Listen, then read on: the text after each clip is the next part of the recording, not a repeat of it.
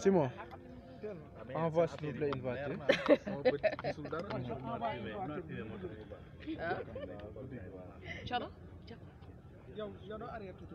C'est bon?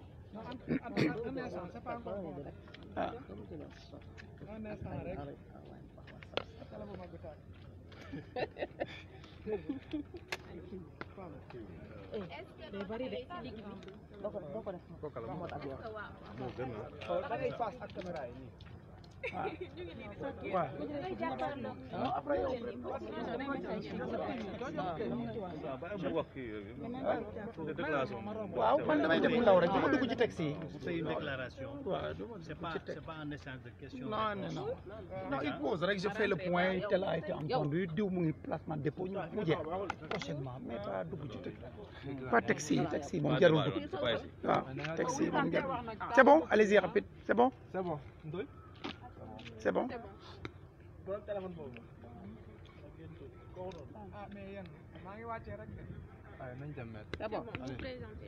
Maître Moussa Sarr, je fais partie du pool des avocats de Guy Marius Sagna et les 8 autres. D'accord. Est-ce que vous pouvez faire l'économie des auditions de Guy Marius Sagna et ses co-détenus? Oui, les auditions ont commencé cet après-midi devant le doyen des juges d'instruction concernant Guy Marius Sagna et les 8 autres. Ils ont tous été entendus par le doyen des juges d'instruction et conformément au réquisitoire introduit du parquet, les 8 ont été placés sous mandat de dépôt. Un seul parmi les 9 a bénéficié d'une liberté provisoire. Il s'agit de Souleymane Djim. Et quelles sont les infractions? Les infractions, pour les 8, ils sont poursuivis pour participation à une manifestation interdite. Pour Guy Marius Sagna, il est poursuivi en plus de participation à une manifestation interdite, rébellion, provocation à un attroupement, actions diverses. Pourquoi Souleymane Djim a été lui seul Libéré alors qu'il y a un qui a mal au sein? Nous ne saurions le dire. Ce qu'on peut juste constater, c'est que le doyen des juges est allé dans le sens du réquisitoire de M. le procureur de la République, qui avait indiqué dans son réquisitoire qu'il n'y avait pas lieu de placer M. Souleymane Djim sous mandat de dépôt. En notre qualité de conseil de l'ensemble des prévenus, nous nous félicitons de cela. Parce qu'à chaque fois qu'un de nos clients bénéficie d'une liberté, nous sommes tout à fait heureux et contents. Et nous nous battrons pour que les 8 autres suivent le plus rapidement possible Souleymane Djim dans sa liberté. Et quelle est la prochaine étape pour les conseils de la prochaine étape, nous aviserons. Pour le moment, nos clients ont été placés sous mandat de dépôt. Nous allons nous concerter et mettre en place une stratégie de défense. Mais en tout état de cause, il s'agira de se battre pour qu'ils retrouvent tous la liberté provisoire le plus rapidement possible. Qu'en est-il de la grève de la faim que vous avez initiée? La grève de la faim se poursuit et nous regrettons et nous déplorons qu'un étudiant parmi les 8 placés sous mandat de dépôt, en l'occurrence Malik Diallo Biaye, est très mal en point. Et pourtant, il a été placé sous mandat de dépôt. Et je précise à toutes fins utiles que parmi les 8 qui sont placés sous mandat de dépôt, 5 sont étudiants. Et il y a également un professeur d'université, Dr Babacar Diop. Il enseigne au département de philo. Je pense que ces gens n'ont pas leur place en prison. Les étudiants ont leur place dans les amphis. Et ce professeur de philosophie, sa place se trouve également dans les amphis, où ces étudiants l'attendent pour dispenser des enseignements, corriger des devoirs, encadrer des mémoires. C'est vraiment regrettable et une grosse déception pour nous. D'accord. Si on le remet, nous avons ci li nga xam moo tukkee ci audition yi.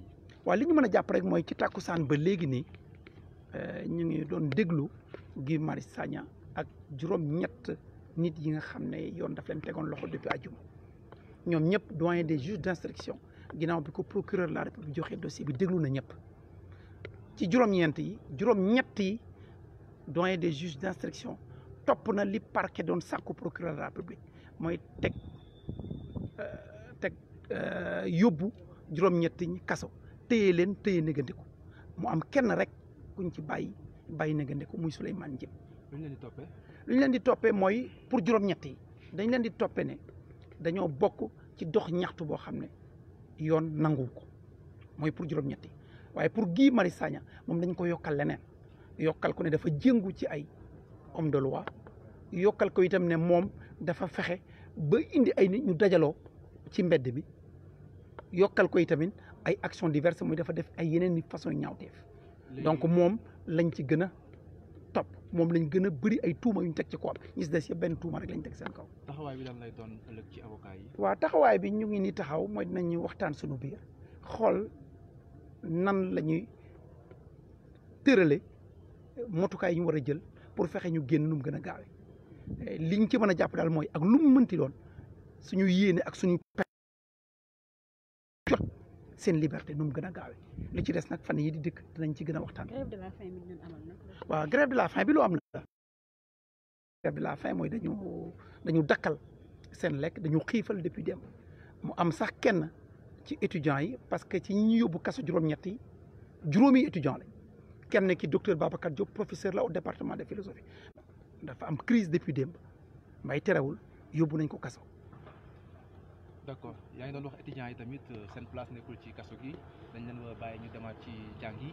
mais loolu lu nekk la juróomi étudiants yi ñu yóbbu kaso seen place du dem kaso ci ñaxtu simplement ne prix courant bi dafa cher ci loo xam ne suñu charte réew a ko may waruñ ci jàpp nit ba di ko yóbbu kaso kon ñooñu seen place mooy dem jàngi pour jëriñ seen réew jëriñ seen askan jëriñ seen famille loolu ñu leen soxla ab nguur du yóbbu ay doomam ci li ko jarul kaso ab nguur dafa war a jël motukaayam pour tette ay doomam pour encadrer leen pour ñu jàng am xam-xam jëriñ seen réew rax ci dolli mu am docteur Babacar Diop professeur département de philo muy ab ndaw di borom xam-xam di jàngale au département de philo tey ay étudiants ñu ngi koy xaar place am mooy nekkoon di jàngale corriger ay copie encadrer ay étudiants seen mémoire tey yóbbu nañ ko kaso ci ay waxu kasaw dañ koy ñaawlu du loolu mooy cëru nguur mooy former ay ndongoom jàppale askanam teg leen ci yoon woo xam ne bu ëllëgee dañuy jëriñ seen askan waaye ñaxtu ci loo xam ne sa réew a ko may waruñ ci jàpp kenn ñu ngi koy ñaawlu. d'accord merci maître. jërëjëf. Bour TV moo fi di employé. waaw incha allah rabi jërë ngeen jëf yéen tamit téléspectateur Bour TV loolu moo nekkoon déclaration yi nga xam ne avocat yi mu ko doon def ci affaire bi nga xamante ni koy waxee affaire Guy Marius Sagna ngeen gis ba tey dispositif sécuritaire bi fi policiers yi taxawal yéen a ngi gis policiers ñoo nekk noonu fii moom tey xaw nañ fi sakkan lool ba ci guddi gi nii gis ngeen seen oto bi na leen moom it mi ngi ne dem ñoo ngi noonu fi sakkan fi ba bëgg a dee waa kay incha allah ñu jox leen rendez-vous très prochainement ci yeneen actualité allez merci.